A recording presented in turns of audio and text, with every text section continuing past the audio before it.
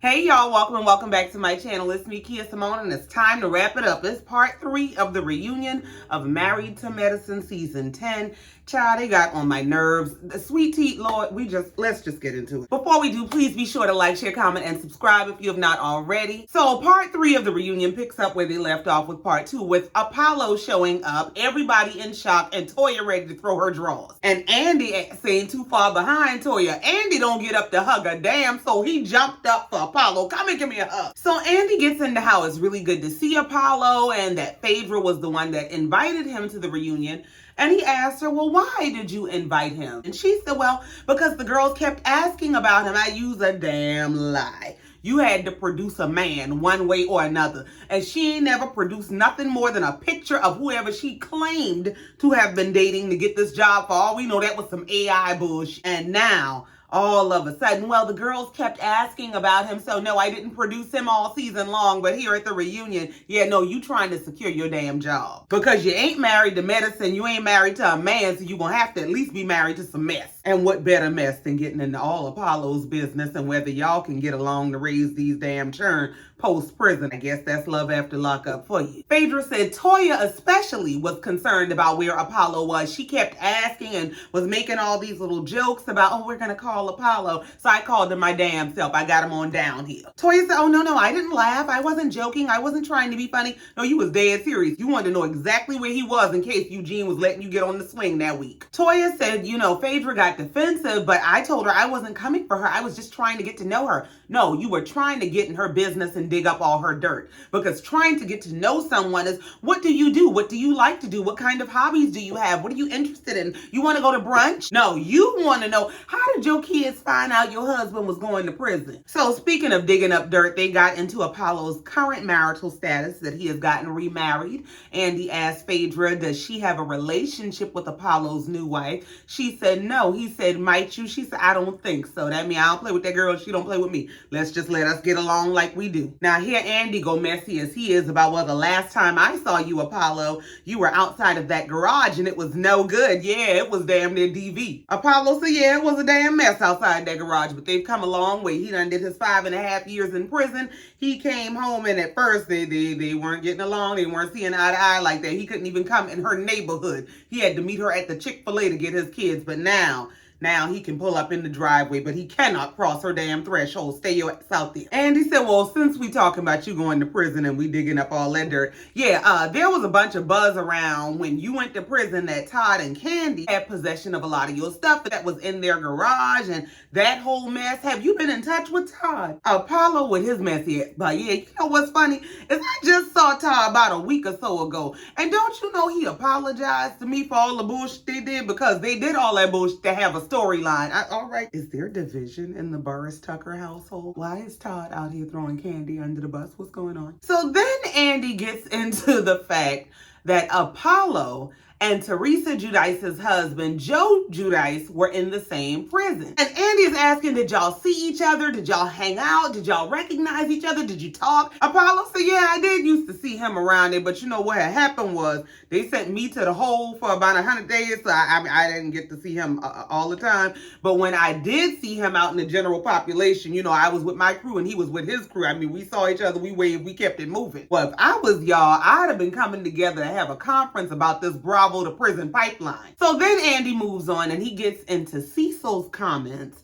that Dr. G leveled up when he married Sweet Tea. He asked him, what exactly did you mean? Quad said, yes, what did you mean? Now, Cecil nervous as hell. He in the hot seat, but yeah, when I had said that, Quad hit me up and said, oh, so he leveled up on. He said, well, what I had meant was, I ain't got nothing against Quad. I love Quad. I think she's an amazing person.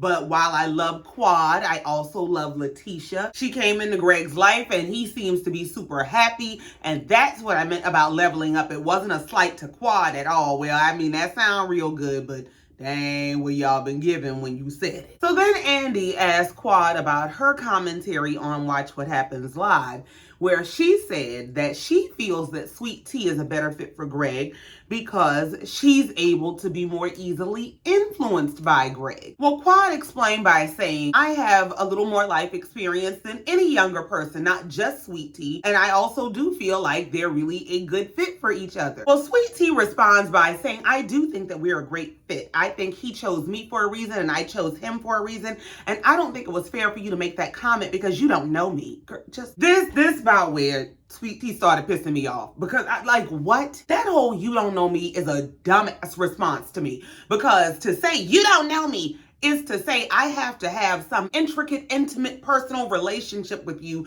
in order to be able to observe and assess. You pursued a man that you saw on TV.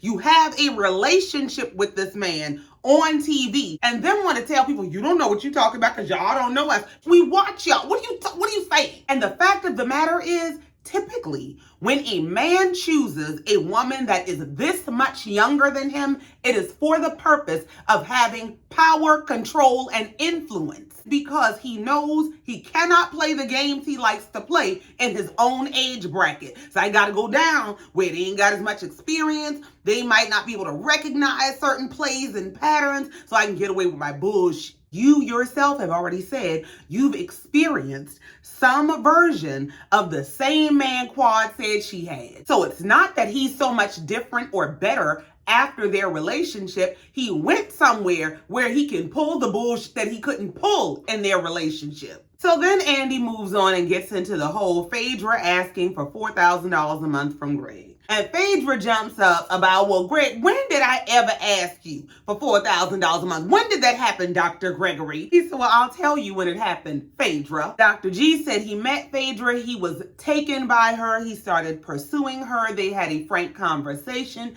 She explained that she spends around $4,000 a month on herself.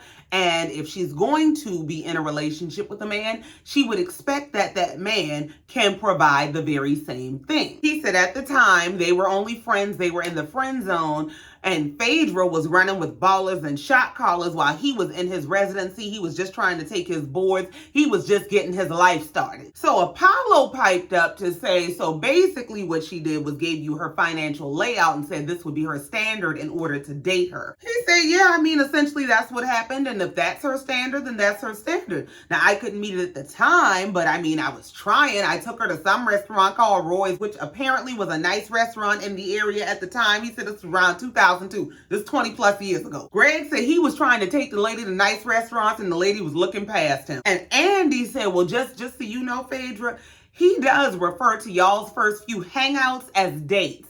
Phaedra said, have we ever had a romantic moment, Gregory? Now, Phaedra, you need to redefine dates in your head, because if you think dates is all about sex, there's a problem. I think most adults refer to going out to get to know each other for the potential of a romantic relationship as dates. Now, maybe y'all were never an item, maybe y'all never slept together, y'all were never a couple, y'all were never exclusive, but y'all did go on dates. Like Gregory said, well, no, we never had a mutually romantic moment. And the group clarified, hey, yeah, he was into you, you just weren't into him. And then Greg had the nerve to say, well, when I look back on it, I should have lied. I should have just said, yeah, I'll give you this $4,000. Who knows where we would have been right now? Just what? Child, there's so many red flags. It's not even funny. First of all, you was going to lie. How long do you think the lie was going to live if you didn't have the $4,000 to give? And Sweet Tea, while you willing to street fight anybody who speak on your damn marriage, I hope you listening to your husband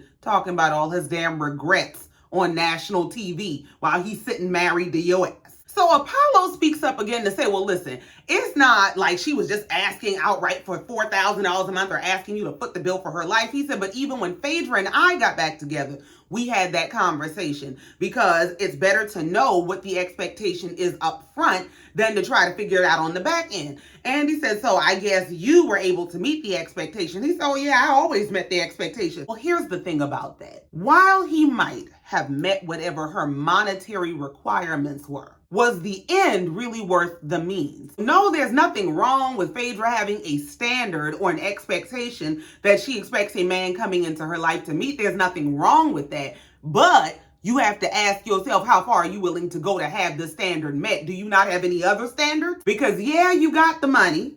and you eventually married this man and y'all had children together, but the lack of any other standards on both parts caused your children to have a father who was incarcerated for the formative years of their life. So it sounds real good. Yeah, that's real cute there. I can meet the standard, but how? How were you meeting the standard, and how much did it cost you in the end? So then Andy got around to a conversation about Eugene and Toya and whether they would have dated in high school, because they had a conversation with their boys where their boys don't think that girls like smart guys, and they think their dad only ended up with their mom by sheer luck. Andy poses the question to Quad: do you think that Toya would have dated Eugene if they met in high school? And Quad said, well, the thing is, Toya told me when they met at some speed dating event, Eugene initially told her that he was a nurse. And she was not interested in him because he lied and said he was a nurse. But somehow she found out he was actually a doctor. And once she found out that he was a doctor, her interest perked up. She told him to come on back. Eugene's response to that is, you can say whatever you want about Toya and I and how Toya talks to me, but I signed up for this. I like this. And so, like I said, Joe has got a shame kink. You know who I think Eugene is? I think Eugene is the guy that knows that his career, his title, his paycheck is what pulled his wife, and he's absolutely okay with that. So Andy stops to do a mental health check with Dr. Gregory because he said he was concerned about being on the same stage with Quad. He said, well, I haven't had a whole lot of conversations with Quad, but when there's been a lot of trauma and toxicity in a situation, who would go back to a situation when Quad interrupts to say, I think that feeling is mutual. I think that's on both sides. And the fact of the matter is, he knew that I was on this show when he decided to re-enter, because if your ass is that traumatized, why are you here? So then Andy asked Greg, did you take Phaedra's legal advice to get a prenup with Sweet Tea?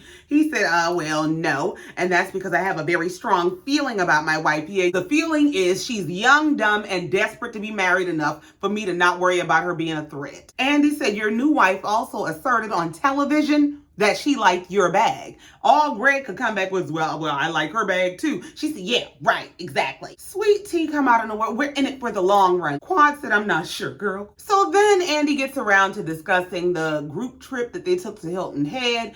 And the first question that he asked about the trip is about Phaedra's comments. Because Phaedra said that this group is very marriage focused. They seem to be real friends that have real commitments in their real relationships. And she was saying that maybe if when she was married, she was with this group rather than the Real Housewives of Atlanta ladies, her marriage might have survived because it might have had the support system that it needs. I said, now you full of shit. Andy asked Apollo, well, how do you feel about those comments? Apollo said, I didn't know that was a damn option, because it wasn't. When Apollo started getting caught up, Phaedra started playing that game like, I don't know what he does. I don't know where his paychecks come from. I don't know what's going on. All of a sudden, I don't want anything to do with him. I'm not happy. He's cheating. I'm cheating. They say everybody's cheating. And don't get me wrong, I'm not saying she should have wanted to work it out, because Apollo was a motherfucking mess. But this whole bullshit about, well, maybe if we had had this support system, maybe it would have worked. Girl, please play with somebody else. So then Andy moves on to get into the whole Jackie Simone heavenly drama about Jackie being pissed off that Simone would plan this trip in Hilton Head where Jackie's husband got caught cheating when this show first started. But for some reason, the bigger beef is between Simone and Heavenly, and it's really because they fighting over Jackie. But that Heavenly addressed Simone and said, listen, before you start all that damn yelling and screaming and carrying on, let me just tell you my side. Heavenly said, the point that I was trying to make to Simone is that the location of the trip was a trigger for Jackie. And Simone started carrying on about, well, we've been friends for 20 years. And I wasn't saying that she was doing it intentionally. I was just saying that she needed to listen to Jackie, but she doesn't listen, and she's hard-headed. She said, but I do also understand that Jackie needs to speak up for herself. Simone said, yeah, exactly. That's the point. I texted Jackie because I could see it on her face as soon as I said it, that it was a problem. So I don't need to hear from you. I don't give a fuck about your feelings. I went, all right. Sidebar, I watched the reunion the day after on Monday because it comes on Peacock, uncensored and extended, and to hear these curse each other out for, oh my God. When I tell you it tickles my fancy up. Andy said, well, do you think she's being sincere? Simone said, it don't damn matter. if she's being sincere. I don't want to hear from her.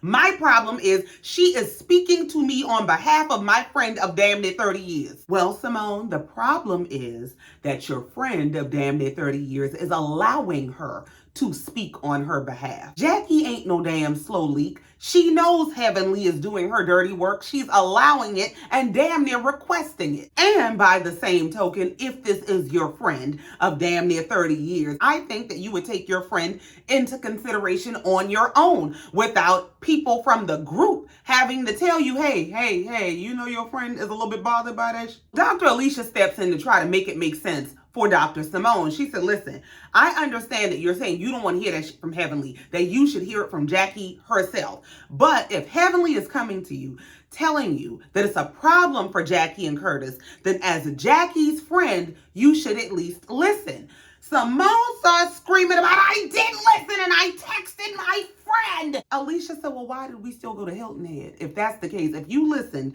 you cared, you had concern, why did we still end up in Hilton Head? Simone starts screaming about, because I couldn't change it. There was no time to change it. Alicia said there was nothing unique about the activities. We could have golfed anywhere. We could have cooked anywhere. And I'm going to tell you, that's the first thought I had when they planned on going to Hilton Head. Period. Because as a native South Carolinian, I know ain't to do in Hilton Head but golf and maybe go to Tanger Outlets. Now, I'm going to tell you, I did have the best crab cake I've ever had in my life to this day in Hilton Head. That was damn near 20 years ago, but still. The point, though, is if you were concerned for your friend, if you realized that she was bothered, she was hurt, she was triggered by this particular location, you would have taken that into consideration, but you didn't. And I just don't believe that they couldn't cancel accommodations and rebook somewhere else. I don't believe that. So Andy finally interjects and said, I want to hear from Dr. Jackie. Jackie said, well, listen, Heavenly's a grown woman. I don't tell Heavenly what to say and what not to say. Simone interrupted to say, I'm telling you that her butting into our relationship is putting a damper on my relationship with you. Jackie said, but it shouldn't. Simone said, you can't tell me how I should or shouldn't feel about somebody interjecting in our relationship. She said, you and I have history. We have double the time in our relationship that we have on this platform. So if you can't tell me how you feel directly, I don't need to hear it from anybody else. Well, I think this is a sign that there are some major cracks in the foundation of this friendship. So they asked Sweet Tea how she feels about this whole protect Jackie movement. She says she ain't with it because when she came into the group, she felt like she was hazed and harassed and everybody picked on her. She was the butt of every joke. But now everybody got to play mum's the word when it comes to Jackie and her cheating ass husband. And I do think they play a game of double standards in this whole group where certain people are off limits and we're not going to talk about them and their drama and trauma, but other people are up for grabs. So then Andy got to where they were discussing the gender roles in their relationships. And he got around to asking Toya how did she feel about Kimma and Alicia having this traditional marriage. She said, well, I don't really feel any kind of way about it because it's not my marriage. She said, my and Eugene's marriage is very different, but it works for us. She said both of our needs are being met in a relationship and that's all that matters. And hopefully the same is true for Alicia and Kimma. Hopefully her needs are being met. Alicia said, well, I've never complained about my husband's penis size. I said, well, just damn. Now Eugene's sitting up there looking like, oh, what is she talking about? Your wife. Your wife sat up on the TV and said that the first realization that she had when y'all got married is that your appendage was not going to get any larger. Toya said, well, that's because nobody ever asked about it. And who in Sam Hale ever asked about Eugene? So now here come Eugene. Well, you know what, Andy? I'm going to put this to rest. I'm going to whip it out. You ain't got to put it to rest for us. We ain't the ones that said this. It's your wife. Then they had this whole segment where they got into why Kimma and Alicia do or do not partake in oral sex. I don't give a damn what them people do with their mouths. Please leave us alone with this bullshit. Kimma done said he don't kiss her there because of the culture. She said it's because of their jobs. Both of them are dental specialists and they've seen real trauma as it relates to oral sex. Man, just tell these damn people the bed of marriage is undefiled and y'all ain't gonna defile mine. Get the hell up out my bed. Toya, why are you worried about trauma with your spouse? Alicia said, look, hey, whatever you like is your business. If you like to take a in the ear, that's your damn business. But don't worry about me and my marriage. This is us. So Andy does this 10-year flashback clip where we see all the fights, the breakups, the damn near breakups that have happened over the last 10 years. And in that package, of course, are the fights between Quad and Greg. And so Andy asked Greg, was it a regret for him seeing him and Quad go through these big altercations? He said it is. It's a very big regret, but all he can do is try to move on with his life. He said he wants to be happy. He's sure that Quad wants to be happy. And then he started talking about how he has a beautiful, loving, understanding, outgoing, fun wife. Oh, okay. So Andy asked, well, what do you think about Heavenly saying that Sweet Tea was digging for copper by marrying you? Greg said, well, that's all right with me because I got a lot of copper. The same 2002 and the same Phaedra. Yeah, I got it today. So then Andy asked, well, is there hope for Sweet Tea and Heavenly? Heavenly said, there's always hope. Sweet Tea said, well, I don't know, because after all the tweets and disrespect that I had to endure over the last few months, I don't know about that. Heavenly said, disrespect? I'm so sorry. Heavenly is funny when she don't even mean to be. I think once that girl got on the internet and said Heavenly Mama was in hell, everything else got canceled out. You ain't seen disrespect yet. But you did disrespect that girl. You got all up in her business and got all up on the internet talking all kind of shit about her. You did. Child, when I tell you, this whole argument tickled me. Sweet Tea said, you say that you're a doctor. Heavenly said, no, I am a doctor. You're not. Carry on. Sweet Tea said, yeah, you had to take a Hippocratic oath. I've been your patient. And you sat up on the internet talking shit out the side of your neck. And you need to shut the fuck up. So as Sweet Tea is yelling that you need to shut the fuck up, Heavenly said, yes, she has been my patient, but I've never discussed her dental records at all. Heavenly heard that, shut the fuck up, and checked out. Heavenly said, no, you shut the fuck up. You know what? I'm gonna give you what you're looking for. Come on, bitch. Sweet Tea steady talking. Heavenly go to tap Jackie and unslap the shit out Jackie leg. But yeah, do it. Because this time, Jackie go jump in. Jackie go stand up and say something. Jackie looking at her like, why is I'm getting my ass whooped for your fight? Heavenly said, go on, Jackie, say something. Yeah, see, Heavenly knows something about Jackie. Heavenly know Jackie got it in her to curse your ass out. She be playing for these cameras. When I tell you between this moment and when Sweet Tea cursed Jackie out, told her, fuck you, she had me stretched out. Oh my God. So they got around to talking about when Phaedra and Toya went wedding dress shopping with Sweet Tea. And the viewer question that came in was, why did they think that it was okay for them to poke at her about her body? Phaedra is saying some shit about, well, I mean, she just has a tiny hiney and it's cute. There's nothing wrong with that. Now, see, let me tell you something. When you done laid up on some doctor's table playing a game of Operation and moving all kind of shit around on your body, you better not say a motherfucking thing to me because I'm going to hurt your damn feelings. Sweet Tea says some shit about in a world of Megan Thee Stallions, I am the Lamb of God. Girl, what? So they said, speaking of people having work done, Sweet Tea, who all you think had work done around here? She called Toya name first because we all know you've been playing Build-A-Bear since you got on this damn show. Toya said, oh, absolutely, on my abs and my boobs, but not on my face, not on my butt. Didn't Toya have liposuction on her butt? Like, just be lying for no damn reason. Toya had whole conversations in one season about how she was tired of being teased about her butt and she got half her sucked out. Just lady. So since Sweet Tea done tapped Toya, they all decided they gonna spill their own tea. Simone said, yeah, I had a tummy tuck. Jackie said, yeah, well, I had a double mastectomy. That's why I have fake breasts. Heavenly said, I done had some of everything. I done had a lap band, a tummy tuck. I done did everything I'm supposed to do. I'm still hungry. Then the next viewer statement, question, suggestion, whatever you want to call it, was instead of bullying Sweet Tea about her butt, maybe y'all can just slide her the number for the doctor that did Quad's butt. Quad said, well, hold on a minute. You ain't gonna be able to slide her because there's no doctor that did this. This is a work of the Lord. And see, people irritate me with that shit. First of all, the whole BBL trend is modeled after black women's bodies.